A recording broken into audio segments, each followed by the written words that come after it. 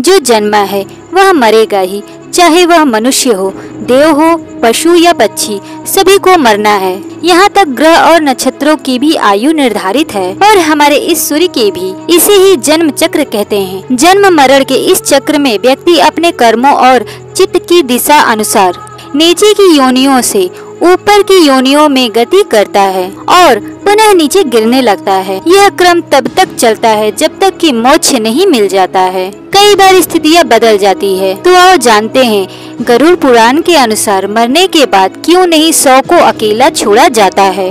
दोस्तों, इसके पीछे 3 कारण हैं। 100 को अकेला नहीं छोड़ने के पीछे 3 कारण है, तो चलिए जानते हैं। पहला, 100 को अकेला छोड़ दिया जाता तो उसके आसपास लाल चींटिया या अन्य कोई नरभक्षी रेंगने वाला प्राणी या पशु आकर 100 को खा सकता है। इसीलिए वहाँ कोई न कोई व्यक्ति बैठकर 100 की रखवाली करता है। और दूसरा, रात में मृत शरीर को अकेला छोड़ दिया जाए तो आसपास भटक रही बुरी आत्माएं भी उसके शरीर में प्रवेश कर सकती है। इससे मृतक के साथ साथ परिवार को भी संकट का सामना करना पड़ सकता है। और तीसरा कारण यह है कि 100 को इसलिए भी अकेला नहीं छोड़ा जाता क्योंकि मृतक की आत्मा वहीं पर रहती है। जब तक उसका शरीर जल नहीं जाता तब तक उसका उस शरीर से किसी न किसी रूप में जुड़ाव रहता है। साथ ही वह अपने परिजनों को भी देखता है। अकेला छोड़ दिया जाने से उसका मन और भी ज्यादा दुखी हो जाता है। हालांकि अधिकतर लोग गहरी नींद में चले जाते हैं।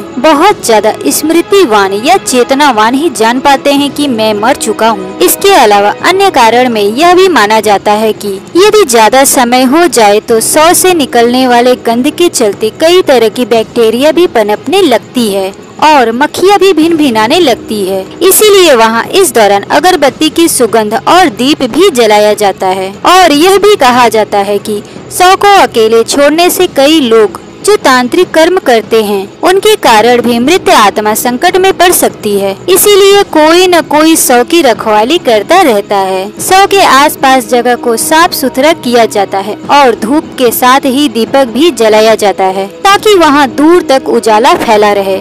इसका भी यह कारण है कि मृतक कहीं अधोगति में न चला जाए, क्योंकि रात्रि के अंधकार में अधोगति वाले कीट पतंगे, रेंगने वाले जीव जंतु और निशाचर प्राणी ज्यादा सक्रिय रहते हैं। उस दौरान आत्मा यदि गहरी तंद्रा में है तो उसकी अधोगति में जाने की संभावना बढ़ जाती है। दोस्तों, भीष्म पितामह ने अधोगति से बचने के लिए ही सूर्य के उत्तरायण होने का इंतजार किया था। उत्तरायण में प्राकृतिक और चेतना की गति ऊपर की ओर होने लगती है। पुराणों के अनुसार व्यक्ति की आत्मा प्रारंभ में अधोगति होकर पेड़ पौधे, कीट पतंगे, पशु पक्षी योनियों में विचरण कर ऊपर उठती जाती है और अंत में वह मनुष्य वर्ग में प्रवेश करती है। मनुष्य अपने प्रयासों से देव या दैत्य वर्ग में स्थान प्राप्त कर सकता है। वहाँ से पतन होने के बाद वह फिर से मनुष्य वर्ग में गिर जाता है। यदि आपने अपने कर्मों से मनुष्य की चेतना के स्तर से खुद को नीचे गिरा लिया है तो आप फिर से किसी पक्षी या पशु की योनि में चले जाएंगे। अर्थात व्यक्ति नीचे गिरता या कर्मों से ऊपर उठता चला जाता है।